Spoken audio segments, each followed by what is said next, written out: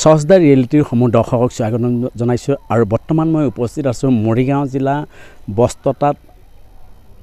হস্ততাঁত বস্ত্ৰশিল্প কাৰ্যালয় জিলা কাৰ্যালয় প্ৰাংগণত উপস্থিত আছোঁ আৰু এই কাৰ্যালয়ৰ কিছু দৃশ্যাংশ মই আপোনালোকক দেখাব বিচাৰিছোঁ। এতিয়া সময় প্ৰায় 1 বাজিব হ'ল, কিন্তু 1 বজাৰ সময়তো এই কাৰ্যালয়ত তেনেধৰণৰ কিন্তু কৰ্মচাৰী প্ৰৱেশ হোৱা নাই। 2-এজন কৰ্মচাৰী বাহিৰে বিশেষ কৰ্মচাৰী নাই। ইফালে এই অফিচৰ পৰা এটা নিৰ্দেশ কৰিছিলে যে মৰিগাঁও জিলাৰ যিমানখিনি বিহু সমিতি আছে এই বিহু সমিতিসমূহক যি গামোচা এই অফিচৰ পৰা কিনিবলৈ এক নিৰ্দেশ জাৰি কৰিছিল আৰু কিছু লোক ইয়াত যদি গামোচা নিব আহিছিল তেনেধৰণৰ হয়তো সময়ত গামোচা নাপাব। যাৰ এই মুহূৰ্তত কোনো লোক ইয়াত গামোচা কিনিব আহে বিহু সমিতিয়ে কিন্তু গামোচা কিনিব নোৱাৰিব ইয়াত, কাৰণ গামোচা দিবলৈ কোনো নাই। আহক আমি ইয়াৰ যি দৃশ্য আছে সেই দৃশ্যসমূহ আমি প্ৰথমে দেখুৱাব বিচাৰিছোঁ। আৰু দেখিছে এইটো অধীক্ষক কাৰ্যালয়, অসম চৰকাৰ অধীক্ষক কাৰ্যালয়, হস্ততাঁত বস্ত্ৰশিল্প বিভাগ মৰিগাঁও। আৰু ইয়াৰ যি ভিতৰৰ দৃশ্য আছে সেই ভিতৰৰ দৃশ্যসমূহ মই প্ৰথমে আপোনালোকক দেখুৱাব বিচাৰিছোঁ। খুব সুন্দৰভাৱে অফিচটো সজাই তোলা হৈছে যদিও ইয়াত তেনেধৰণৰ কৰ্মচাৰী নাই। আৰু ইয়াৰ যি ভিতৰৰ দৃশ্যসমূহ আছে মই দৃশ্যসমূহ প্ৰথমে আমাৰ কেমেৰা পাৰ্চনক দেখাবলৈ মই অনুৰোধ জনাইছোঁ। ইয়াৰ সমূহ দৃশ্য দেখুৱাম আৰু ইয়াৰ পিছতে মই ইয়াত যিসমূহ এই অফিচৰ জৰিয়তে যিসমূহ গামোচা যোগান ধৰাৰ ব্যৱস্থা কৰিছে, জিলা সমিতি বা বিভিন্ন বিহু সমিতিক যি গামোচা যোগান ধৰাৰ ব্যৱস্থা কৰিছে সেই বিষয়ে মই তেখেতসকলৰ পৰা সুধিব বিচাৰিম আৰু তেখেতসকলে কি কয় মই সেই বিষয়ে জানিব বিচাৰিম। ইতিমধ্যে ইয়াৰ দৃশ্য মই আপোনালোকক দেখুৱাইছোঁ আৰু ইয়াত যি 2-এজন কৰ্মচাৰী আছে সেই কৰ্মচাৰী 2-এজনৰ পৰা মই কিছু কথা জানিব বিচাৰিম আৰু তাৰ আগতে মই ইয়াৰ সামগ্ৰিক পৰিৱেশ দেখুৱাব চেষ্টা কৰিছোঁ। আৰু এই দৃশ্য দেখুৱাইছে আৰু ইয়াৰ যি 2-এগৰাকী কৰ্মচাৰী আছে মই তেখেতসকলৰ পৰা জানিব বিচাৰিম যে যিসমূহ গামোচা বিক্ৰী কৰাৰ ব্যৱস্থা কৰিছে এই বিভাগৰ পৰা কেনেধৰণে ব্যৱস্থা কৰিছে বা মানুহ আহিলে তেনেধৰণে গামোচা পাবনে নাপায় সেই বিষয়ে মই তেখেতসকলৰ পৰা জানিবলৈ চেষ্টা কৰিম আৰু ইয়াৰ সবিশেষ দৃশ্য মই দেখুৱাম। আৰু ইয়াৰ কাৰ্যালয়ৰ দৃশ্য ইতিমধ্যে মই দেখুৱাইছোঁ আৰু ইয়াৰ কিছু লোক আছে, মই ইয়াৰ বিশেষকৈ এজন লোক উপস্থিত আছে যি এই অফিচৰ বৰবাবু হয়, সেই তেখেত উপস্থিত। মই তেখেতৰ প্ৰথমে তেখেতৰ ৰুমৰ পৰিৱেশটো মই আপোনালোক দেখুৱাইছোঁ। এই হ'ল কাৰ্যালয়, মৰিগাঁও জিলা বস্ত্ৰতাঁত হস্তশিল্পৰ কাৰ্যালয় আৰু কাৰ্যালয়ত এগৰাকী লোক উপস্থিত আছে আৰু বিভিন্ন স্থানৰ পৰা বিভিন্ন লোক আহিছে, তেখেতৰ লগত বিভিন্ন ধৰণৰ কথা পাতিব আহিছে। মই তেখেতৰ লগত কিছু কথা মই পাতিম। তাৰ আগতে মই ইয়াৰ কাৰ্যালয়ৰ আন কিছুমান দৃশ্যাংশ মই আপোনালোকক মোৰ কেমেৰা পাৰ্চনক দেখুৱাবলৈ অনুৰোধ জনাইছোঁ।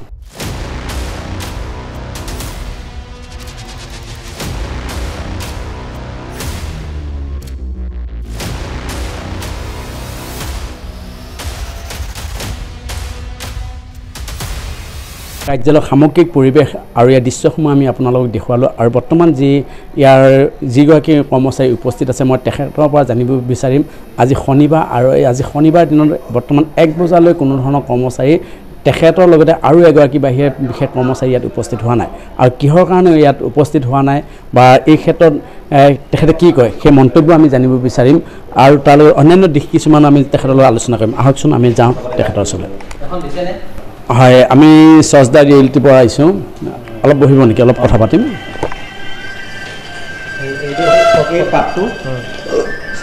Shri Ajaykanta Devnath, UDI handloom textile Morigaon. দেখা গৈছে যে আজি শনিবাৰ বৰ্তমান প্ৰায় 1 বাজিলে, কিন্তু এই বৰ্তমান মুহূৰ্তলৈ আপোনাৰ লগতে আৰু এগৰাকী কৰ্মচাৰী বাহিৰে বিশেষ কৰ্মচাৰী উপস্থিত নাই, কি কয়? আমাৰ ছাৰক 3খন ডিষ্ট্ৰিক্টত চাৰ্জ দিছে। ছাৰ আজি নগাঁও গৈছে, নগাঁৱৰ পৰা ছাৰ গুৱাহাটী হেড অফিচত কাম আছে তাত যাব বোলে।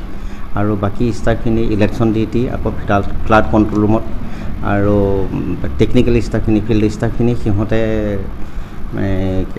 GI টেক বুলি কয় এটা হেণ্ডলুম মাৰ্কৰ হেণ্ডলুম মাৰ্কৰ কামত তেওঁলোকে গৈছে আৰু ফিল্ডৰখিনি ফিল্ডত আছে। আমাৰ টোটেল কিমান কৰ্মচাৰী আছে আপোনালোকৰ? আমাৰ এনেই এইটো অফিচত আমাৰ 12জন, এনেই টোটেল আমাৰ মৰিগাঁও ডিষ্ট্ৰিক্টত 41টা আছে। আপোনালোক এই অফিচত 12জন আছে। 12জনে বৰ্তমান আপোনালোক কেইজন আছে? আমি 4-5জনমান আছোঁ। 2জন আছে? নাই, সেইটো ৰুমতো আৰু আছে নহয়। ইনস্পেক্টৰ বাইদেউ মানে এপাৰ্ট এটা স্কিম জাগিৰৰ, তেওঁ তাত স্কিমৰ কামত গৈছে। ইয়াত নাই আৰু? ইয়াত নাই, ফিল্ডৰখিনি ফিল্ডত গৈছে। আমাৰ অফিচিয়েলিখিনি আছে, অফিচিয়েলি 2জন ফ্লাডত ডিউটি কৰি আছে, ফ্লাড কণ্ট্ৰল। এতিয়া দেখা গৈছে যে আপোনালোকৰ বিভাগৰ ফালৰ পৰা মৰিগাঁও জিলাত যিমান বিহু প্ৰতিযোগিতা বিহু উদযাপন কৰিছে, বিহু উৎসৱ উদযাপন কৰিছে আৰু উদযাপন সমিতিয়ে গামোচা দিয়াৰ ব্যৱস্থা কৰিছে আৰু কেনেধৰণৰ সুফল পাইছে এতিয়া তাৰমানে বিহুৰ আগতে আমাৰ সঞ্চালক মহোদয় শ্ৰীযুত মাননীয় শ্ৰীযুত পৰাগমণি মহন্ত ছাৰদেৱ আৰু মৰিগাঁও জিলা উপায়ুক্ত মহোদয় মাননীয় শ্ৰীযুত দেৱাশীষ শৰ্মা ছাৰৰ নিৰ্দেশক্ৰমে আমি 28খন বিহু কমিটি পাইছিলোঁ। 28খন বিহু কমিটিকে আমি চিঠি দিছিলোঁ, কিন্তু এতিয়ালৈ বিহু কমিটিয়ে কিন্তু আমাৰ পৰা গামোচা লৈ যোৱা নাই। মৰিগাঁও ডিষ্ট্ৰিক্টত কিমান বিহু কমিটি আছে? এতিয়া 28খনৰ লিষ্ট পাইছোঁ, আমি গোটেই 28খনক চিঠি দিছোঁ। এতিয়ালৈ নিয়া নাই আমালৈ। কিহৰ কাৰণে নিয়া নাই বুলি ক'ব ভাল? সেইটো এতিয়া নাজানো আৰু এটাই হেৰি ভাবিছোঁ, যিবিলাক মানে বাহিৰৰ দেশৰ গামোচা সেইবিলাক ব্যৱহাৰ কৰিছে নেকি, সেইটো কাৰণে নিয়া নাই নেকি।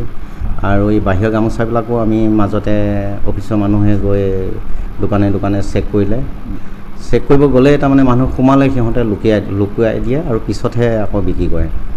এতিয়াও খোলাভাৱে বিক্ৰী কৰে। তথাপিতো আমি ছাৰক কৈছিলোঁ, ছাৰ বোলো আকৌ আৰু এদিন চাব যাব লাগে। ছাৰে কৈছে মই যাম। আৰু ফিল্ড ষ্টাফখিনি কিন্তু ছাৰে পঠাই আছে, মনে মনে মানে ইনকুৱাৰী কৰাই আছে। কৰিলে এতিয়ালৈ প্ৰশাসনে কিবা ব্যৱস্থা লৈছেনে যিসকলক আপোনালোকে ধৰিছে, বা আপোনালোকে বিভাগীয় ফালৰ পৰা কিবা ব্যৱস্থা লৈছে? আমি গৈ পেলাই গামোচা পোৱা নাপাওঁ নহয়, আমি গামোচা নাপাওঁৱে। সিহঁতে আমি যোৱাৰ লগে লগে লুকুৱাই দিয়ে। আপোনালোকে অসমীয়া গামোচা এই পৰিৱৰ্তনটো উন্নীতকৰণ কৰিব লাগে, খালি কি ব্যৱস্থা কৰিব লাগিব? সেইটো এতিয়া আমাৰ যিখন স্বনিৰ্ভৰ ধ্বজমুখী আঁচনি উলিয়াইছে, সেইখন আঁচনিৰ জৰিয়তে যদি ভালকৈ আমাৰ কৰ্মচাৰীখিনি বা আমি ৰাইজখিনি আমাৰ লগত যদি থাকে, সেইখন আঁচনিৰ জৰিয়তে আমাৰ অসমখন ভাল হ'বই। আৰু GI টেগ আমাৰ গামোচাৰ ওপৰত লগাইছে, সেইটো কাৰণে বহুত ভাল কৰিছে। আমি গোটেইখিনি একতা হৈ কাম কৰিলে আমি নিশ্চয় আমাৰ বিভাগটো উন্নত হ'ব আৰু নামকৰণ হ'ব। ধন্যবাদ। আমাক ইমানখিনি সময় দিয়াৰ বাবে আপোনাক ধন্যবাদ জ্ঞাপন কৰিছোঁ। আৰু ইয়াৰ সামগ্ৰিক দৃশ্য আমি পুনৰ আপোনালোকক দেখাবলৈ চেষ্টা কৰিম, আৰু লগে লগে ইয়াৰ পৰৱৰ্তী পৰ্যায়ত আমি পুনৰ প্ৰতিবেদন লৈ আহিম যে মৰিগাঁও জিলা বস্ত্ৰতাঁত আৰু হস্ততাঁত বস্ত্ৰশিল্প বিভাগত কিয় এনেধৰণৰ পয়লগা অৱস্থা হৈছে, সেই বিষয়ে বিশ্লেষণ আমি কৰিবলৈ চেষ্টা কৰিম। আৰু ইয়াৰ যি অধীক্ষক আছে, যদি অধীক্ষকক আমি কেতিয়াবা লগ পাওঁ, আমি তেখেতৰ পৰা কিছু কথা জানিব বিচাৰিম যে কিয় এই ধৰণৰ অৱস্থা হৈছে এই কাৰ্যালয়টো।